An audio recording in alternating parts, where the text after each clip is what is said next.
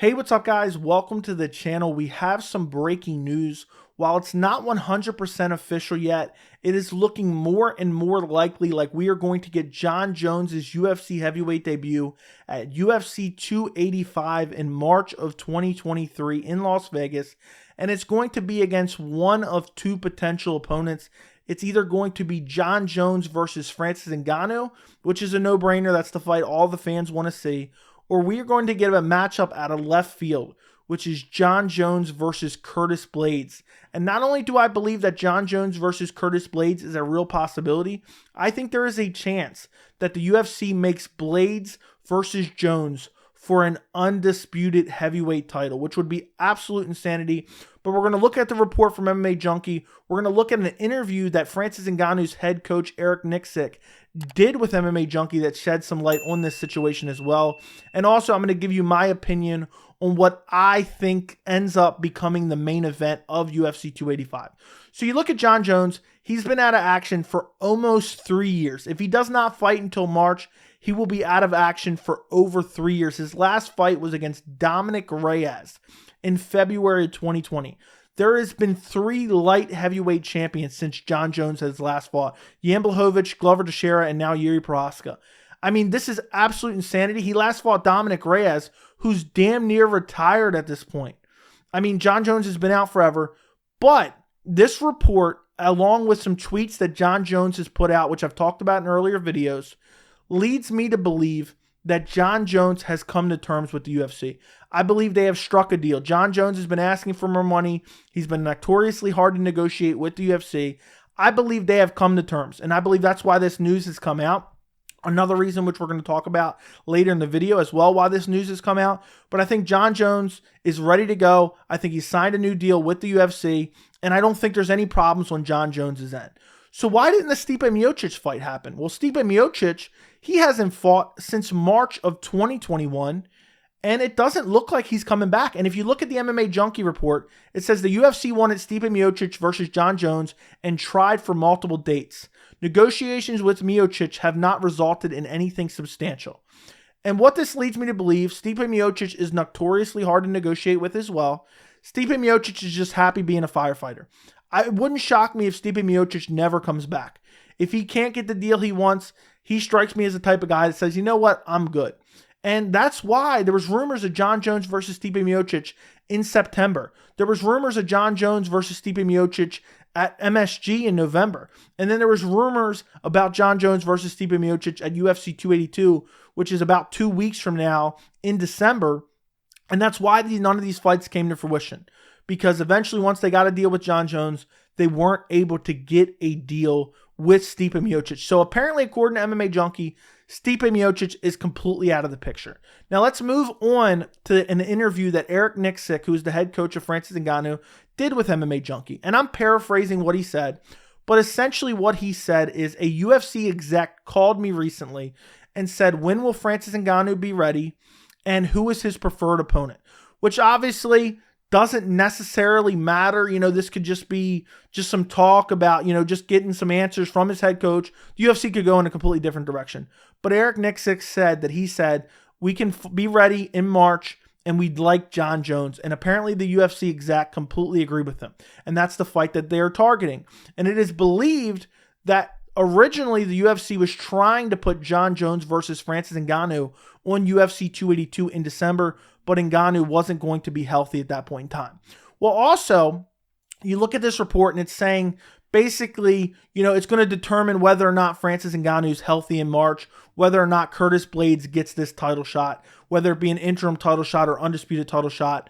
And I don't believe this is the truth. I mean, it's partially kind of connected to reality because you have Francis Ngannou, who last fought in January of 2022.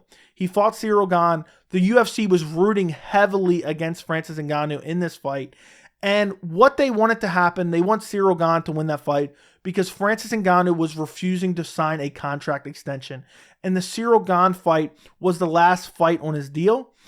But when you win a UFC title fight and it's the last fight on your deal, you were automatically extended for, I think it's 3 fights or 1 year.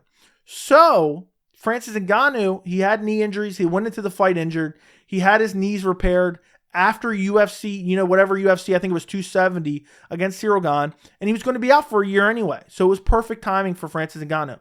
In the meantime, the UFC has been trying to negotiate with Francis Ngannou and get a new deal with Francis Ngannou because he's completely fought out his contract, and his contract will expire in January.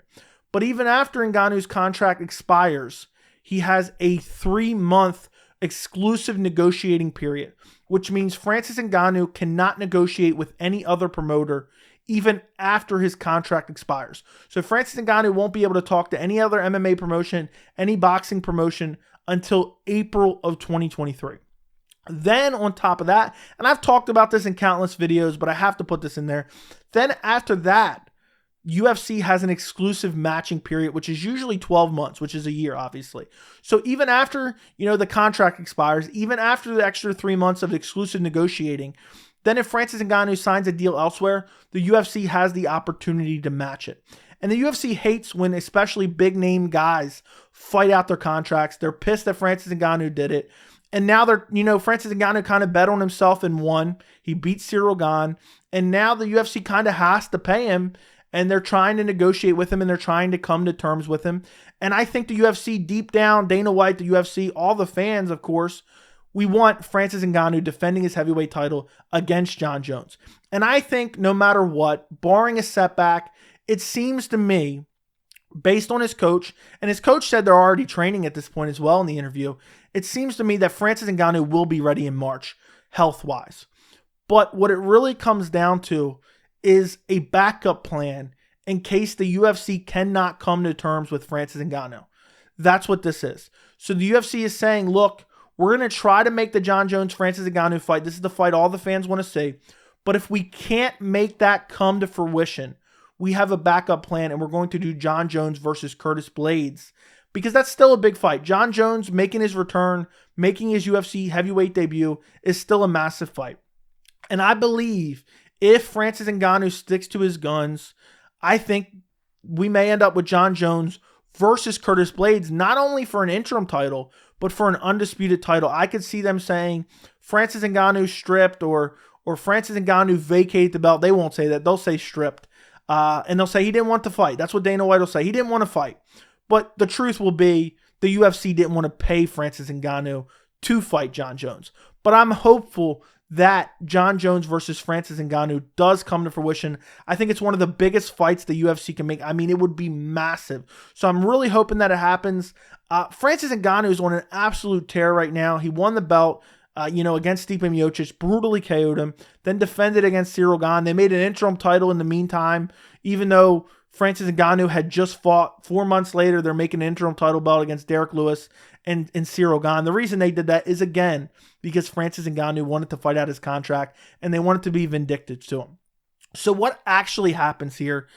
I am very hopeful the UFC sees the numbers that are on the table. I think Francis Ngannou versus Jon Jones will be a massive pay-per-view. I think it's one of the very few fights that without Conor McGregor can do over 1 million pay-per-view buys.